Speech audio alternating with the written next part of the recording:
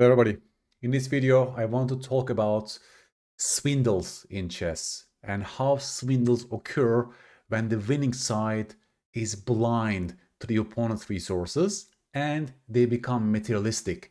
They chase after random pawns and they allow big swindles. Today I will show you 3 examples, 2 of them from my own students' games, to highlight my points. At the end, you will get better in avoiding such swindles and you will become much more careful in converting winning advantages. You should be like a scientist. You should take the opponent's resources very seriously, and we will drill those examples today, folks. Okay, so that's a game of my student with the white pieces. He is an extra knight in this position, completely winning, and he played a very nice move here, knight f4. And as you can see here, there are so many checkmate in one threads. For example, g3 is just mate. Knight g6 is also mate. So knight f4 is a beautiful move. Black was desperate. Black took on f4 with check. White recaptured. That's a classical game, by the way, folks. Black goes g5 check. And after only a few seconds of thinking, white took on g5. Oh my god. And the game was over. Black has no moves left. But since it's not a check, it's a stalemate. An amazing swindle and so instructive, because this happened because white just thought that he was completely winning in all these lines. He got cocky, he relaxed, he thought he's completely winning in this position. That must be a desperate check, right? This sort of a spy check from black. He has nothing to do anyways. And then, right, he relaxed. He basically collected pawn on g5, and only then, right, he shockingly realized that the game was only a draw. So, what is the lesson from this first example, folks? What is the lesson? The lesson, I guess, is this, right? The first lesson. In a winning position, you should never underestimate the opponent's resources. You should focus even more because you're so close to victory. There is no reason in a classical game that you want to take that pawn directly. Just, a little bit become suspicious, actually, in such winning positions, right? That's a good advice. Just, double check everything, just in case, because if it's winning for you, it's worth spending all the extra time, right? You're winning, obviously, here. You just need to be very careful.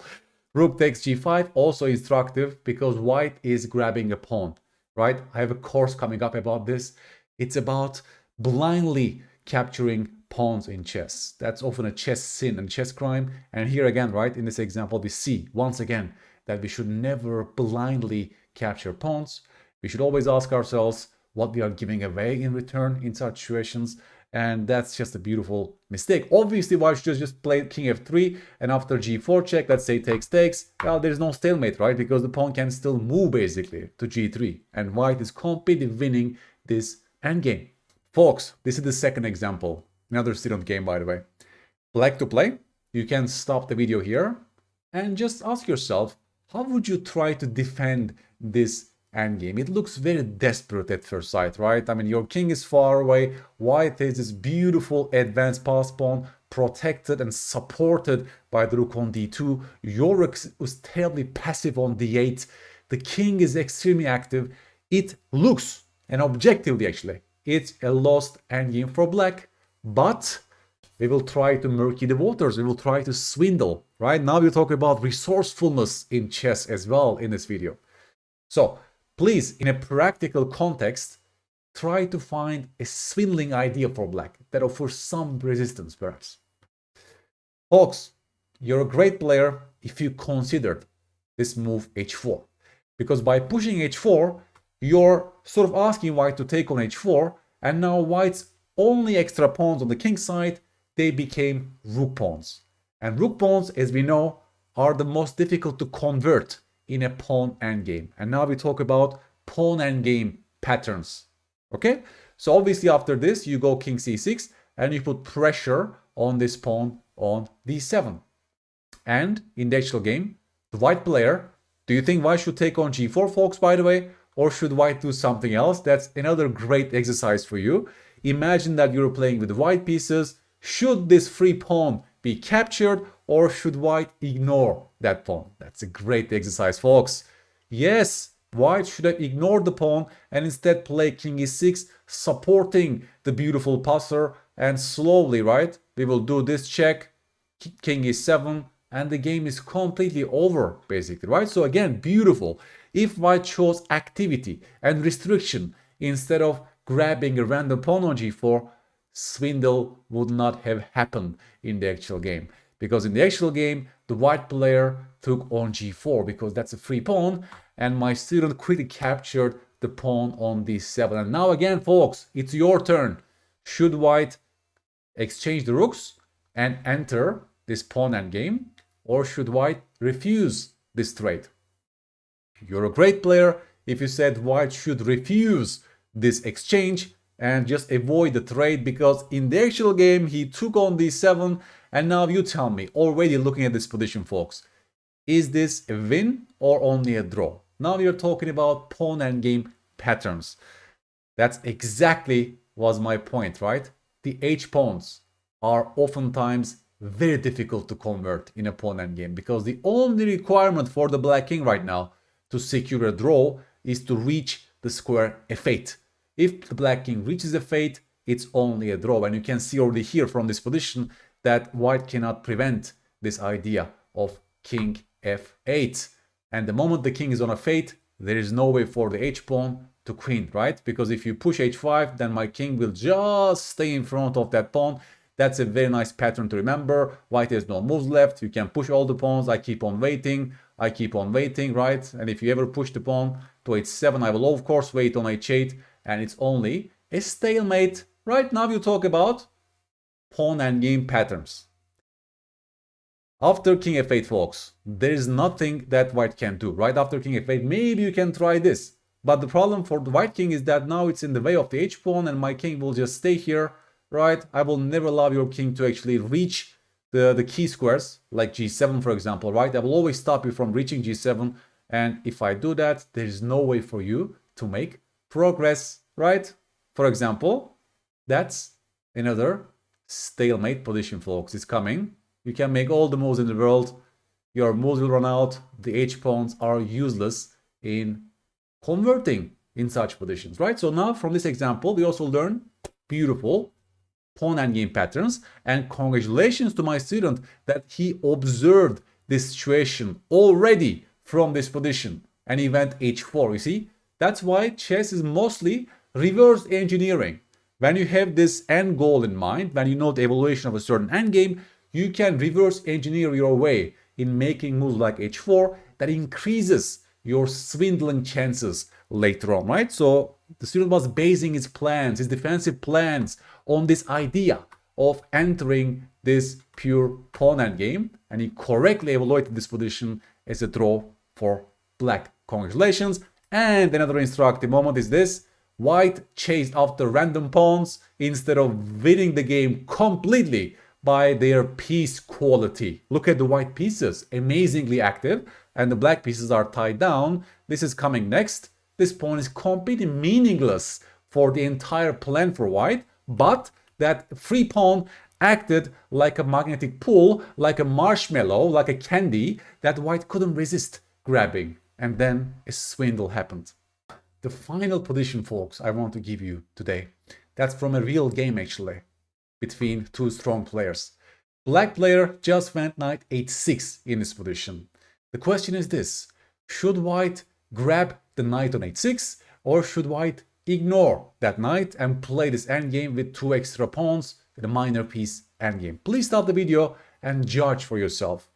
Try to go deeper in this case. Folks, taking on h6 was wrong, but white only assumed that black will recapture this pawn, which will be a mistake, because here white is actually winning this endgame. That's what he saw in the actual game, that this bishop will support and this king will stop the black king from stopping in front of that h-pawn. That's a great calculation for white. If black indeed recaptured that pawn, then white was winning like this, right? That's easy to understand. The white pawn is going to be pushed and will queen soon. What was the problem? If you go back to the initial position, knight h6, gh, White ignored the second candidate for the opponent. White only hoped and assumed that black would capture the pawn again. Again, we are talking about pawn captures and pawn hunts. Because here, black played the shocking move king h8, and now your extra two h-pawns are completely useless in winning this. Why? Because you only have a colorblind bishop left in the position, and that bishop cannot cover the promotion square h8. The only way for the bishop to support those h-pawns here is to be able to control the promotion square. Now we are talking about another endgame pattern, right? And black saw this from afar, and now there is no way for white to make progress. There is no way for the white king to chase away the black king from that h8 square, right? And of course there will be stalemate if you push further. For example, if you do this, it's a direct stalemate on the board, folks, right? And there's no other way for white to chase after the king. If you push the pawn, my king will keep on waiting, right? You understand. There is no way for white to make progress. If you do this, it's another stalemate, right? And if you push your pawn, it doesn't matter, right? It doesn't matter at all. I will just basically stay here, do nothing, and then it's game over. Should we take or should we go? Of course we go here. And again, as you understand, there is no way for white to make progress. Stalemate on the board. So what should have white done in this position after knight h6? Obviously, white should just ignore that knight and play any move, probably h3 to stop knight g4. White will treat this position very, very slowly because white is normally winning with normal play, right? Two extra pawns, connected pawns. White should not hurry. White should take the opponent's resources seriously, but play the game very slowly, quietly, and outplay black in the end. Slowly pushing those pawns, right? For example, h5 is coming now. You understand the winning plan. The winning plan is long, but it's actually not so difficult because eventually black will crack. There is no way for black to stop these connected pawns. His king is also quite passive. The bishop is quite strong, and white will find a way, right, to further advance those pawns. For example, like this. There are many ways for white to win, but this is actually a very beautiful variation. Yeah, you can even take the knight, of course, but king f5 is also fine because that knight is pinned, and there are no stalemate tricks because you have to take the final question, folks. Should white promote in this position? Should we promote to a queen or to some other minor piece or maybe another piece? You tell me. Folks, promoting to a queen would be a terrible blunder. Look at this. That will be another stalemate, folks. I've seen this many times. People blindly promote their pawns to a queen, and then this happens. So it's a good try for black. But if you promote to a rook, obviously it's not a stalemate, and the game will be finished on the next move with this beautiful mate. I hope you enjoyed this session, folks. I gave these positions to you for two reasons, as I mentioned. We are fighting against materialism. We never want to chase after and capture random pawns without checking our analysis. We should be careful in such moments. We should not be cocky in winning positions. We should be like a scientist. We should focus even more in winning positions. And many people do the opposite. In a winning position, they relax, they lower their guard, and then such swindles happen. We should really take a lot of time in our clock in a winning position, in fact, because if you find a forcing finish, then it's all good. It's all time worth invested. But if you play too quickly, if you slip, if you have wishful thinking, then swindles happen. Chess is full of resources.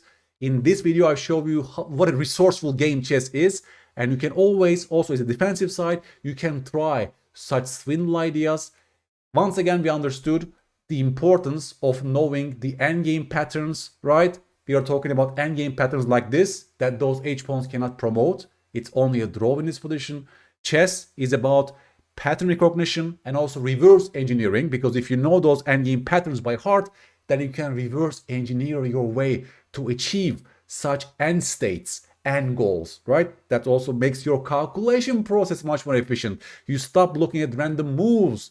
Trial and error processes are reduced. You have an end goal in mind. You have a desired dream state in mind, and you're modifying the world to reach that dream state.